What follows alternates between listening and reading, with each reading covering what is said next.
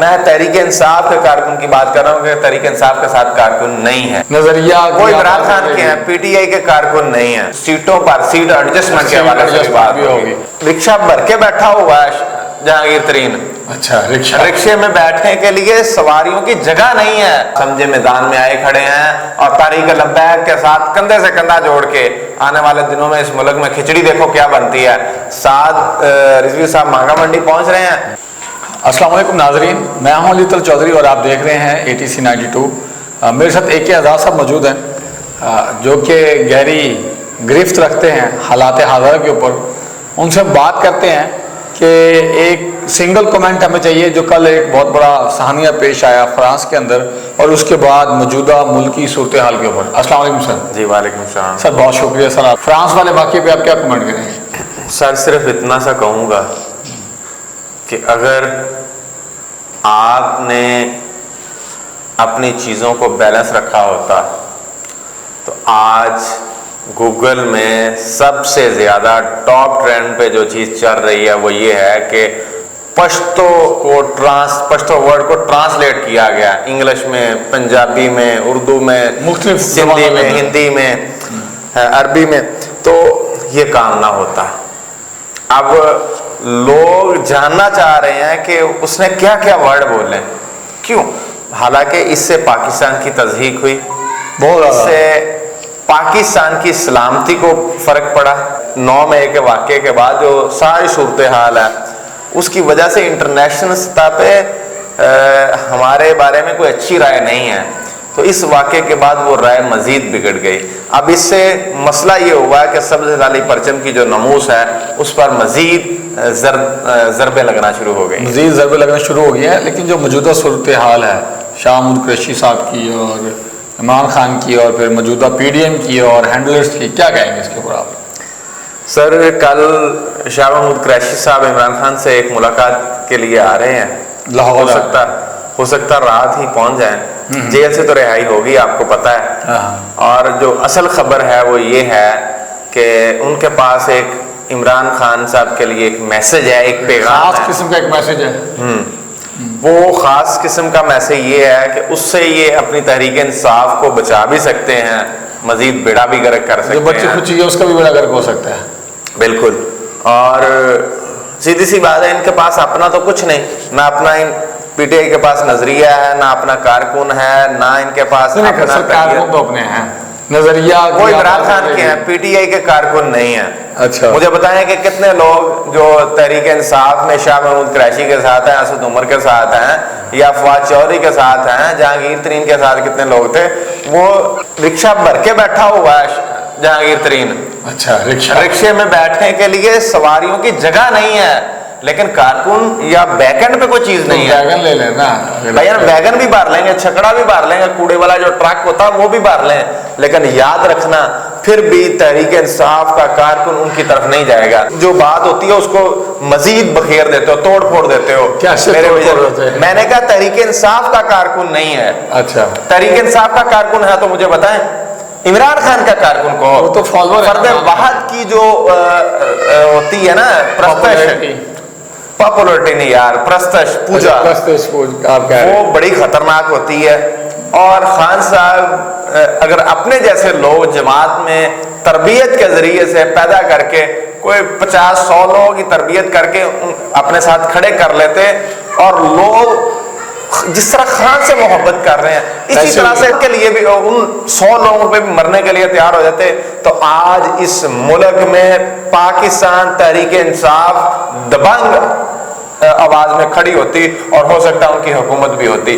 مسئلہ تو یہ ہے کہ ایک فرد کی جو پوجا ہے, پرستش ہے, اس کی وجہ سے یہ سارا کام ہوا.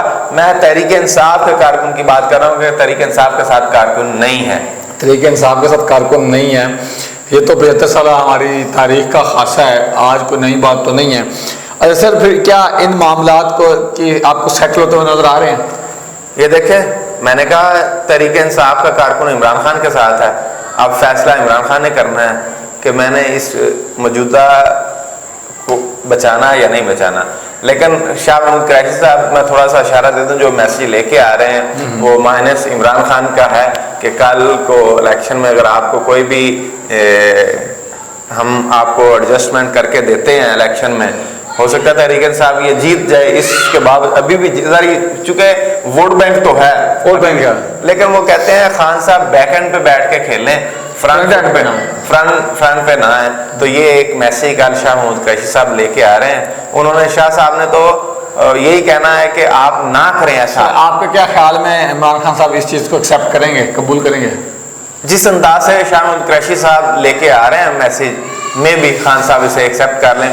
چونکہ شاہ محمود قریشی صاحب ساتھ یہ چیزیں بھی بتائیں گے کہ فلاں کی بیٹی کے ساتھ یہ ہوا، فلاں لڑکی کے ساتھ یہ ہوگا، یہ ایسے ہو رہا ہے، تو اس لیے ہم اپنے کارکن کو ایک مرتبہ بچائیں تاکہ وقتی طور پہ ہم اس سسٹم میں رہ کے اپنا حصہ بٹور سکیں. اچھا سر، آخری سوال، اگر آپ خان صاحب کے ایڈوائزر ہوتے یا اگر آپ کو موقع بھی لے کہ آپ خان صاحب کو اس سچویشن میں اچھا مشورہ دیں تو آپ کیا دیں گے؟